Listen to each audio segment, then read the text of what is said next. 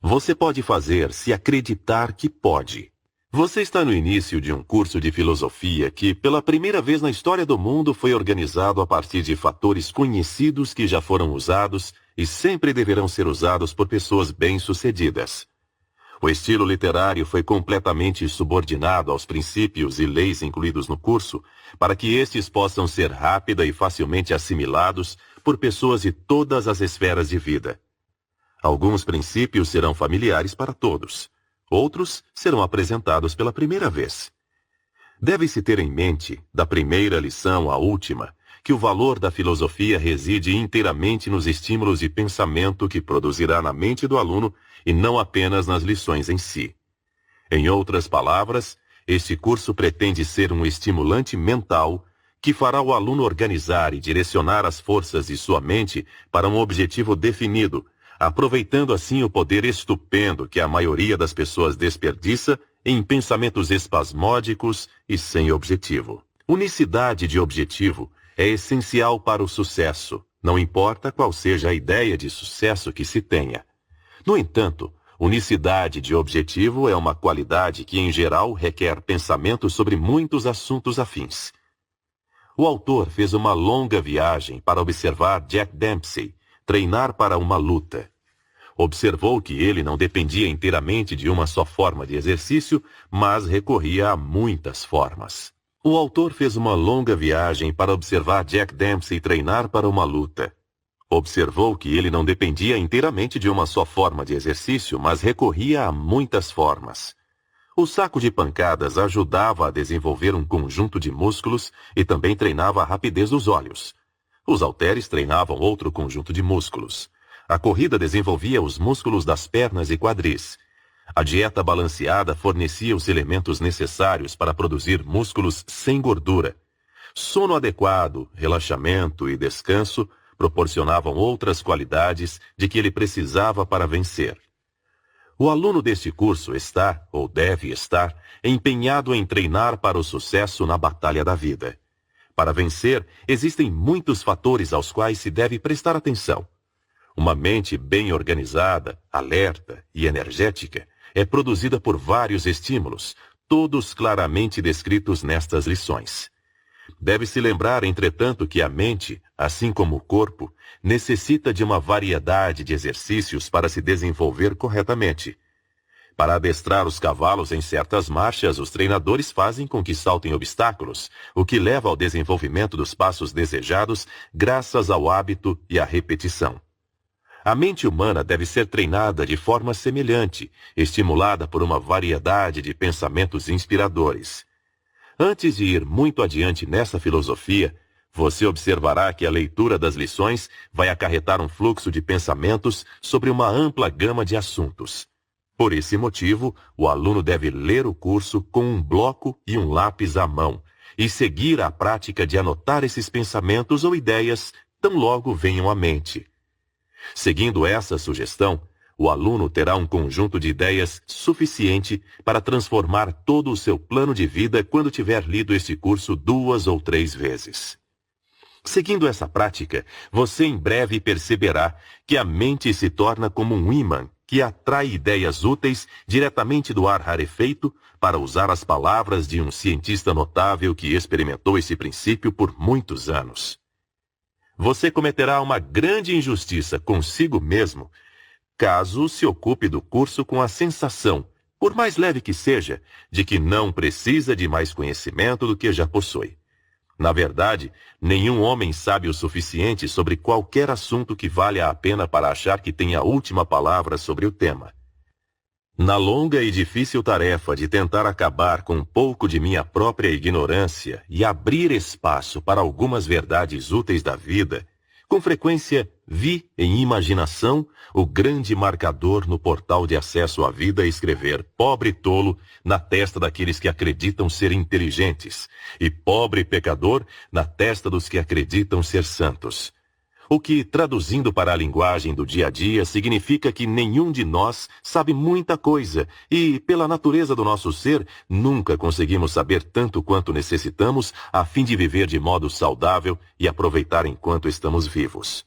A humildade é precursora do sucesso. Até nos tornarmos humildes em nosso coração, não estamos aptos a lucrar o bastante com as experiências e pensamentos de outros. Soa como uma pregação sobre moralidade? Bem, e daí se soa? Até pregações, áridas e desprovidas de interesse, como geralmente são, podem ser benéficas se servirem para refletir a sombra de nosso verdadeiro eu, de modo que possamos ter uma ideia aproximada de nossa superficialidade e pequenez. O sucesso na vida recai em grande parte sobre nossos homens sábios. O melhor lugar para estudar o bicho-homem é em sua própria mente, fazendo um inventário tão preciso quanto possível de si mesmo. Quando você se conhecer minuciosamente, se algum dia se conhecer, também saberá muito sobre os outros homens. Para conhecer os outros, não como parecem ser, mas como são de verdade, estude as seguintes características. 1. A postura do corpo e o jeito de andar. 2. A entonação da voz, a qualidade, tom, volume. 3. Os olhos, se dissimulados ou diretos. 4. O uso das palavras, a tendência, natureza e qualidade. Por essas janelas abertas, você pode literalmente entrar na alma de um homem e dar uma olhada no homem real. Indo um passo além, se quiser conhecer os homens, estude-os. Quando irados, quando apaixonados, quando houver dinheiro envolvido, quando comem, sozinhos e achando que ninguém está observando, quando escrevem, quando em dificuldades, quando alegres e triunfantes, quando abatidos e derrotados, quando enfrentam uma catástrofe de natureza perigosa, quando tentam causar boa impressão nos outros, quando informados sobre a desgraça alheia, quando informados sobre a boa sorte alheia, quando perdem em qualquer tipo de esporte, quando ganham no esporte, quando sozinhos em espírito meditativo. Antes que possa conhecer qualquer homem como ele realmente é, você deve observá-lo em todas as condições precedentes e talvez mais, o que praticamente equivale a dizer que você não tem direito de julgar os outros à primeira vista. As aparências sem dúvida importam, mas as aparências muitas vezes enganam. Este curso foi projetado para que o aluno que o dominar faça um inventário de si e dos outros por métodos que não o julgamento relâmpago. O aluno que dominar essa filosofia está habilitado a olhar através da camada externa de ornamentos pessoais, roupas, da chamada cultura e assemelhados, e chegar ao cerne de si. Essa é uma promessa muito ampla. Tal promessa não seria feita se o autor desta filosofia não soubesse, por anos de experimentos e análise, que ela pode ser cumprida. Algumas pessoas que examinaram o manuscrito perguntaram por que o curso não foi chamado de Domínio em Vendas. A resposta é que a palavra vendas está comumente associada à comercialização de bens ou serviços, o que, portanto, diminuiria e limitaria a real natureza do curso. É verdade que se trata de um curso de domínio em vendas, oferecendo uma visão mais profunda que a média do significado do termo vendas. Essa filosofia pretende capacitar aqueles que a dominarem a negociar com sucesso na vida com a mínima quantidade de resistência e atrito. Tal curso, portanto, deve ajudar o aluno a organizar e fazer uso de muitas verdades negligenciadas pela maioria das pessoas que passam pela vida como medíocres. Nem todas as pessoas têm o desejo de saber a verdade sobre todos os assuntos cruciais que afetam a vida. Uma das grandes surpresas do autor durante suas pesquisas foi que pouca gente está disposta a ouvir a verdade quando esta expõe suas fraquezas. Preferimos a ilusão à realidade. Novas verdades, se aceitas em alguma medida, são adotadas como o proverbial sal do ceticismo. Alguns usam mais do que uma pitadinha do sal, salgando tanto as novas ideias que elas se tornam inúteis. Por isso, as lições 1 e 2 cobrem assuntos que pretendem preparar o caminho para novas ideias, de modo que essas ideias não sejam um choque severo demais para a mente do aluno. O pensamento que o autor deseja transpor foi muito bem colocado pelo editor da American Magazine no seguinte artigo: Em uma recente noite chuvosa, Carl Loman, o rei das renas do Alasca, me contou uma história verídica. Ela ficou na minha cabeça desde então e agora irei transmiti-la. Um certo esquimó da Groenlândia, disse Loman, participou de uma das expedições norte-americanas ao Polo Norte alguns anos atrás. Posteriormente, como prêmio por seus fiéis serviços, foi levado a Nova York para uma curta visita. Ele ficou tomado do maior assombro diante de todos aqueles milagres de som e visão. Quando voltou para sua aldeia nativa, contou histórias de prédios que se erguiam até o céu, de bondes que descreveu como casas que se moviam por trilhos, com gente morando nelas enquanto se moviam, de pontes gigantescas, luzes artificiais e de todos os outros elementos deslumbrantes da metrópole. O povo olhou para ele friamente e se afastou. E imediatamente ele foi apelidado por toda a aldeia de Sigedluk, ou seja, o mentiroso, nome que carregou com vergonha para o túmulo. Após a sua morte, seu nome original foi totalmente esquecido. Quando Knud Hamnussen fez sua viagem da Groenlândia para o Alasca, foi acompanhado por um esquimó chamado Mitek, pato selvagem. Mitek visitou Copenhagen e Nova York, onde viu muitas coisas pela primeira vez e ficou altamente impressionado. Posteriormente, ao regressar à Groenlândia, lembrou da tragédia de Sigluk e concluiu que não seria adequado contar a verdade. Em vez disso, narraria histórias que as pessoas pudessem compreender e assim salvaria sua reputação. Então contou que ele e Rasmussen mantinham um caiaque às margens de um grande rio, o Hudson, e toda manhã remavam para ir à caça. Havia patos, gansos e focas em abundância, e eles aproveitaram a visita imensamente. Mitek, aos olhos dos conterrâneos, era um homem muito honesto. Seus vizinhos o tratavam com raro respeito. O caminho daquele que fala a verdade sempre foi árduo. Sócrates bebeu cicuta, Cristo foi crucificado, Estevão foi apedrejado, Bruno foi queimado na fogueira, Galileu, aterrorizado, retratou suas verdades brilhantes. Daria para se seguir essa trilha sangrenta para sempre nas páginas da história. Alguma coisa na natureza humana faz com que o impacto de novas ideias nos deixe ressentidos. Odiamos ser perturbados nas crenças e preconceitos herdados com a mobília da família. Na maturidade, muitos de nós entram em hibernação e vivem no conforto de fetiches antigos. Se uma ideia nova invade nossa toca, levantamos rosnando de nosso sono invernal. Os esquimós, pelo menos, tinham uma desculpa. Não conseguiam visualizar as imagens espantosas retratadas por Sigluk. Suas vidas simples eram restringidas há muito tempo pela noite do Ártico. Mas não existe nenhuma razão adequada para o homem comum fechar sua mente para novos ângulos na vida. Mesmo assim, ele faz isso. Nada é mais trágico ou mais comum do que a inércia mental. Para cada 10 homens fisicamente preguiçosos, existem 10.000 com mentes estagnadas. E mentes estagnadas são criadouros do medo. Um velho fazendeiro de Vermont costumava encerrar suas orações com o seguinte apelo: ó Deus, me dê uma mente aberta. Se mais pessoas seguissem o exemplo, poderiam escapar da paralisia por preconceitos. E que lugar agradável de se viver seria o mundo. Cada pessoa deveria ocupar-se com a coleta de novas ideias em fontes externas ao ambiente no qual vive e trabalha diariamente. A mente fica murcha, estagnada, estreita e fechada, a não ser que procure novas ideias. O fazendeiro deveria ir à cidade com frequência e caminhar entre os rostos estranhos e os prédios altos. Ele retornaria para sua fazenda com a mente renovada, com mais coragem e maior entusiasmo. O homem da cidade deveria viajar para o interior com frequência e refrescar a mente com visões novas e diferentes daquelas associadas ao dia de trabalho.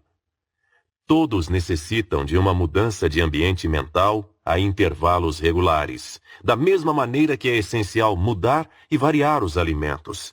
A mente fica mais alerta, mais elástica e mais preparada para trabalhar com velocidade e exatidão depois de impregnar-se com ideias novas, fora do campo diário de trabalho. Como aluno deste curso, você vai deixar de lado temporariamente o conjunto de ideias com que desempenha as atividades diárias e entrar em um campo de ideias novas, e em alguns casos, até agora desconhecidas. Esplêndido! Você terminará esse curso com um novo estoque de ideias que o deixarão mais eficiente, mais entusiasmado e mais corajoso, não importando qual seja o seu tipo de trabalho.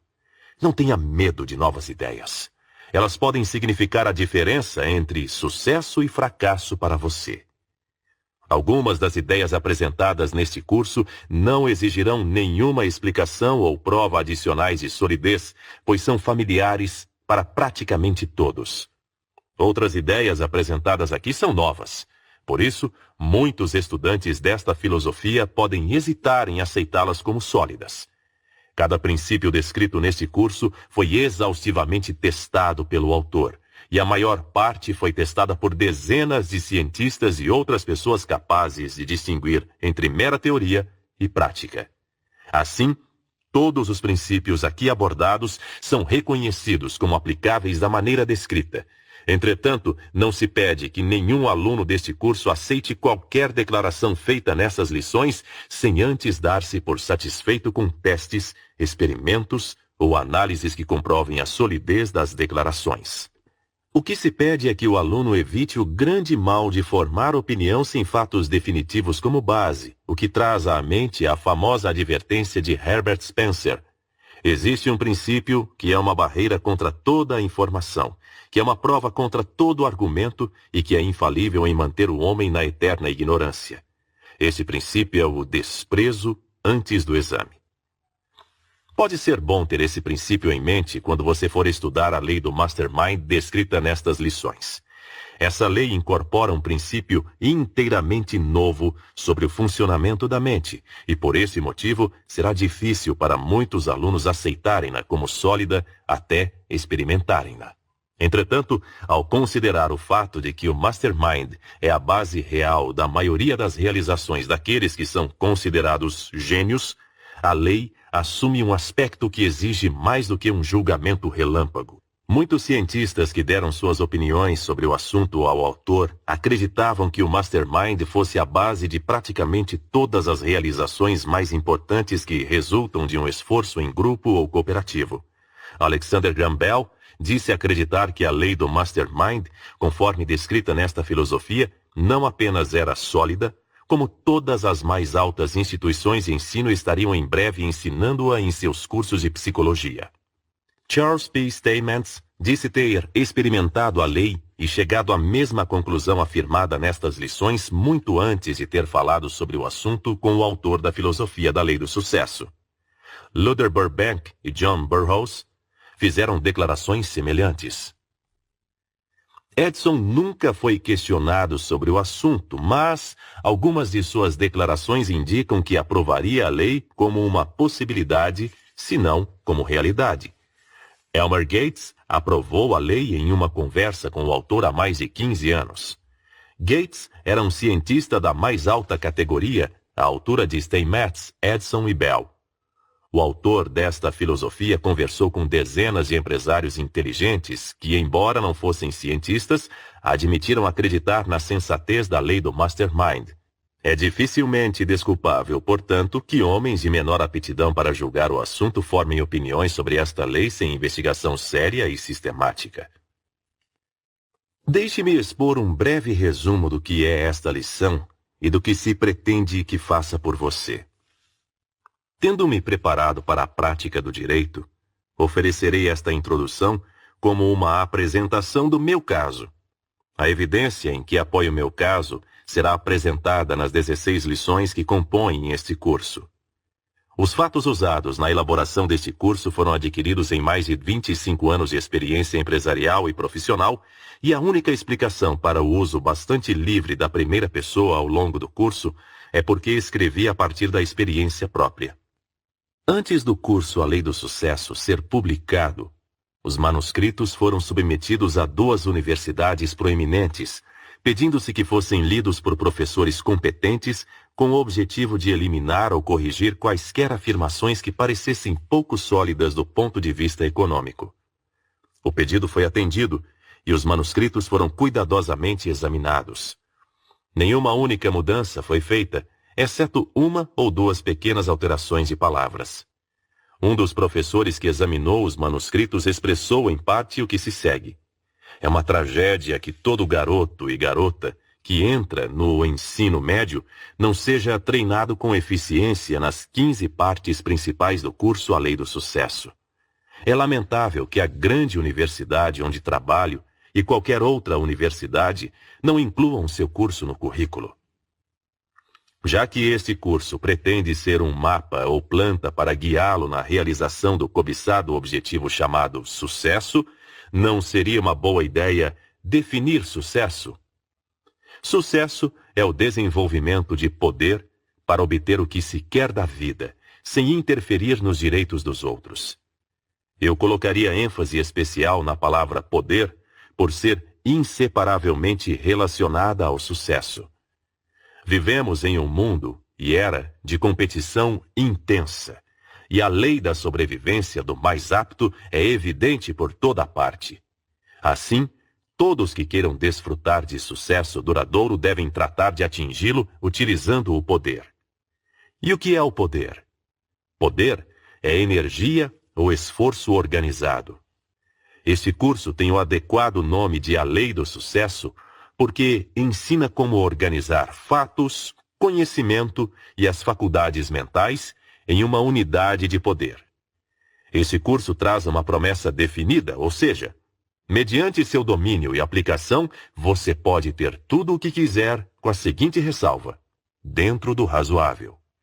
Essa ressalva leva em conta sua educação, sua sabedoria ou falta dela, sua resistência física, seu temperamento e todas as outras qualidades mencionadas nas 16 lições desse curso como os fatores mais essenciais na conquista do sucesso. Sem uma única exceção, aqueles que atingiram sucesso incomum fizeram isso, consciente ou inconscientemente, com a ajuda de todos ou de uma parte dos 15 fatores principais compilados nesse curso. Se duvida desta afirmação, domine as 16 lições para poder analisar com razoável precisão homens como Carnegie, Rockefeller, Hill, Harriman, Ford e outros do tipo que acumularam grandes fortunas materiais e verá que eles entenderam e aplicaram o princípio de esforço organizado que transpassa todo este curso como um cordão de ouro de evidência incontestável. Entrevistei Andrew Carnegie há quase 20 anos com o objetivo de escrever uma história sobre ele. Durante a entrevista, perguntei a que atribuía seu sucesso. Com um pequeno brilho jovial nos olhos, ele disse: "Rapaz, antes que eu responda a sua pergunta, pode, por favor, definir o termo sucesso?"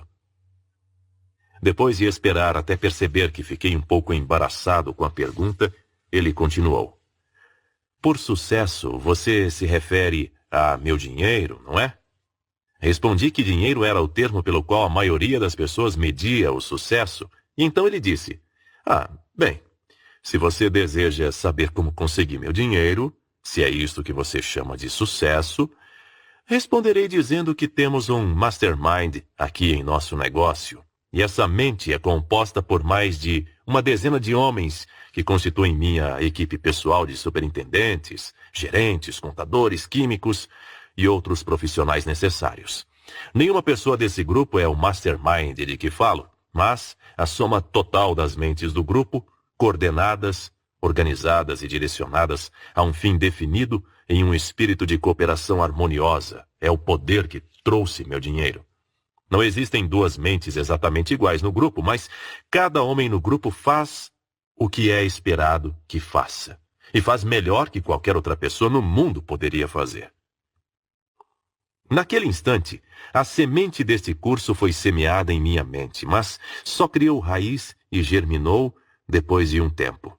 A entrevista marcou o início dos anos de pesquisa que, enfim, levaram à descoberta do princípio de psicologia descrito na lição 1 como mastermind. Ouvi tudo que Andrew Carnegie falou, mas foi preciso o conhecimento adquirido em muitos anos de contato com o mundo dos negócios para assimilar o que ele disse e compreender claramente o princípio subjacente, que nada mais é que o princípio do esforço organizado que embasa o curso A Lei do Sucesso. O grupo de homens de Andrew Carnegie constituía um mastermind, e essa mente era tão bem organizada, tão bem coordenada, tão poderosa, que poderia acumular milhões de dólares em praticamente qualquer atividade de natureza comercial ou industrial.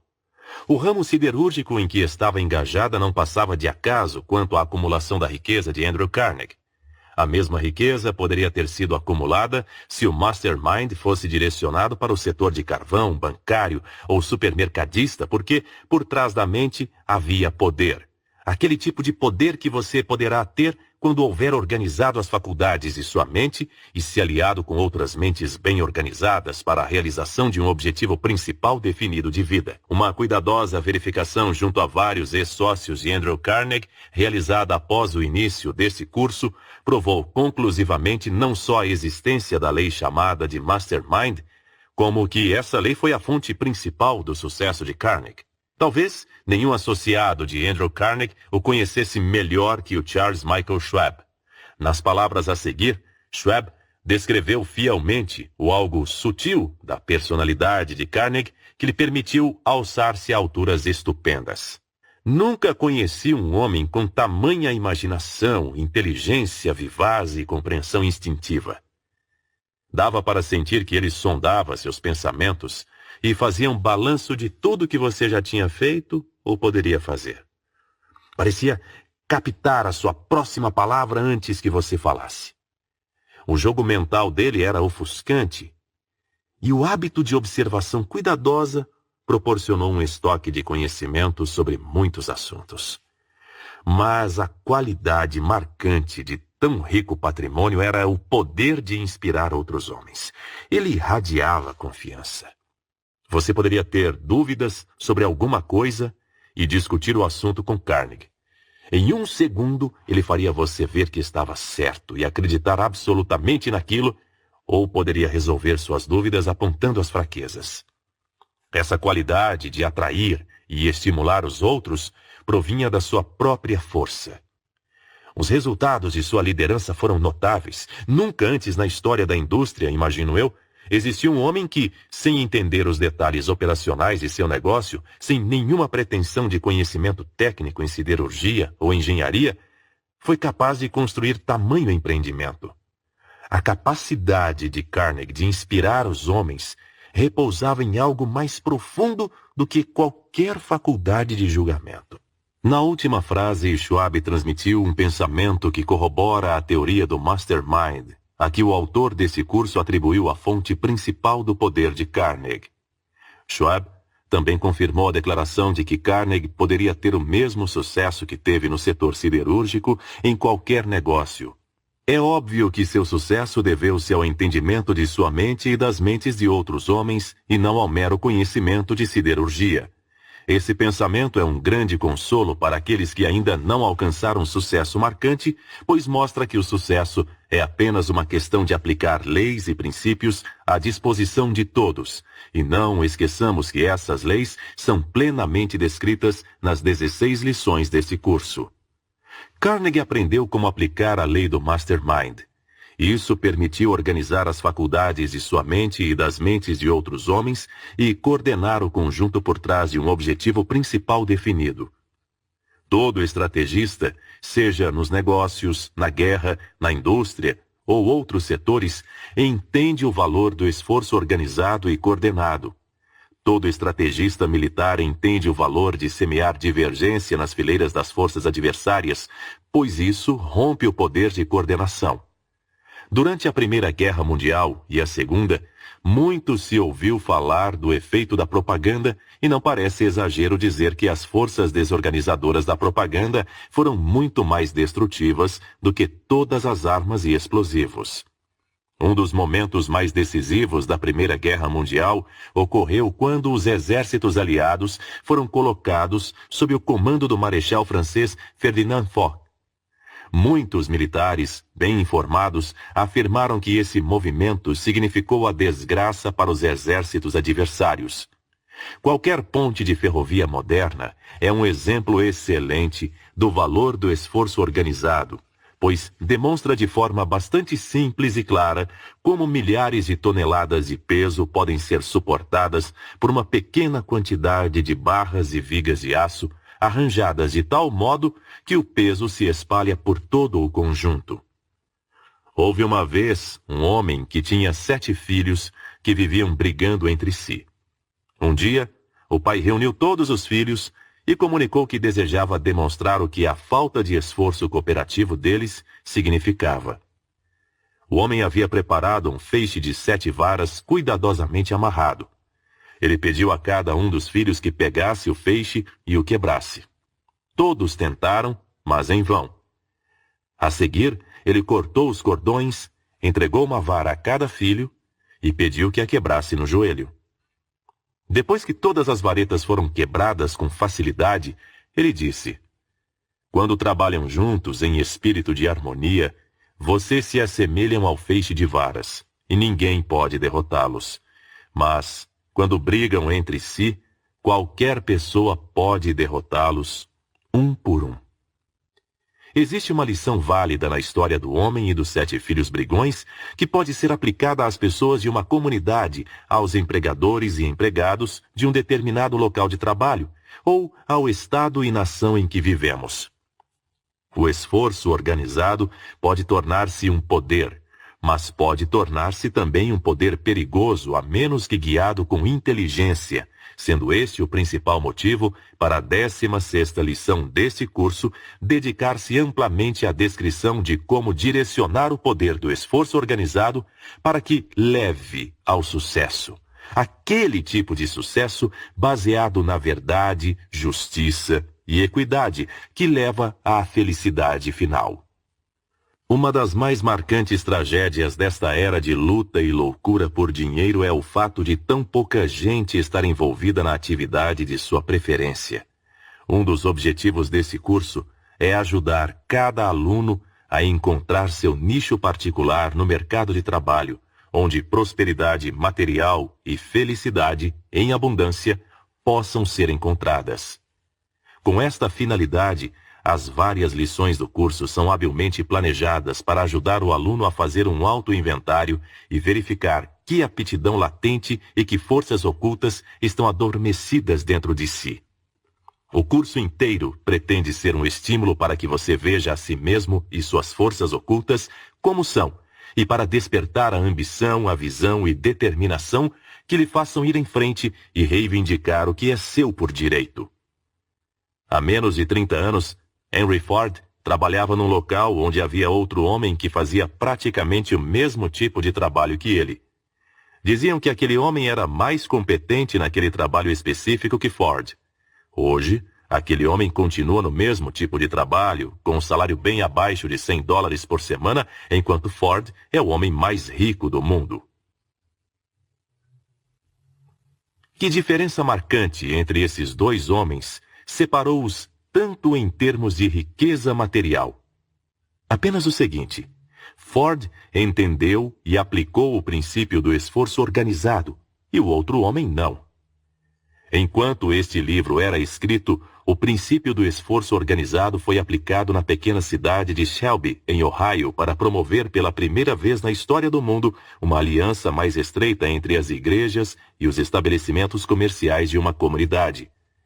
Os clérigos e comerciantes formaram uma aliança, e o resultado foi que praticamente toda a igreja da cidade e todo comerciante passaram a apoiar um ao outro. O efeito foi o fortalecimento das igrejas e estabelecimentos comerciais a tal ponto que disseram que seria praticamente impossível qualquer indivíduo das duas classes fracassar em sua profissão. Os outros integrantes da aliança não permitiriam tal fracasso. Este é um exemplo do que pode acontecer quando grupos de homens formam uma aliança com o objetivo de colocar o poder combinado do grupo por trás de cada indivíduo. A aliança gerou para Shelby vantagens materiais e morais desfrutadas por poucas cidades norte-americanas daquele tamanho. O plano funcionou de modo tão eficaz e satisfatório que desencadeou um movimento para estendê-lo a outras cidades do país. Para ter uma visão ainda mais concreta de como o esforço organizado pode se tornar poderoso, pare por um momento e imagine qual seria o provável resultado se cada igreja, cada jornal, cada Rotary Club, cada Kiwanis Club, cada clube de publicidade, cada clube de mulheres e cada organização cívica de natureza semelhante da sua cidade ou qualquer outra cidade do país formasse uma aliança com o objetivo de reunir seu poder e usá-lo em benefício de todos os membros de tais organizações. Os resultados que poderiam ser facilmente obtidos por tal aliança confundem a imaginação. Existem 3 poderes notáveis no mundo do esforço organizado. São eles: igrejas, escolas e jornais. Pense no que poderia facilmente acontecer se esses 3 grandes poderes e formadores da opinião pública se aliassem com o objetivo de gerar qualquer mudança necessária na conduta humana. Poderiam, em apenas uma geração, modificar de tal forma o atual padrão de ética nos negócios, por exemplo, que seria praticamente suicídio empresarial se qualquer pessoa tentasse realizar negócios sob qualquer padrão, exceto o da regra de ouro. Tal aliança poderia ser formada para produzir influência suficiente para mudar, em uma única geração, as tendências de negócios, sociais e morais de todo o mundo civilizado. Tal aliança teria poder suficiente para incutir quaisquer ideais desejados nas mentes das próximas gerações. Poder é esforço organizado, como já foi declarado. Sucesso é baseado em poder. Utilizei os exemplos acima para que você tenha uma ideia clara do que significa esforço organizado e, como ênfase adicional, vou repetir a afirmação de que a acumulação de grande riqueza e a conquista de qualquer situação de vida privilegiada, que constitui o que chamamos de sucesso, baseiam-se na visão para compreender e na capacidade de assimilar e aplicar os princípios das 16 lições deste curso.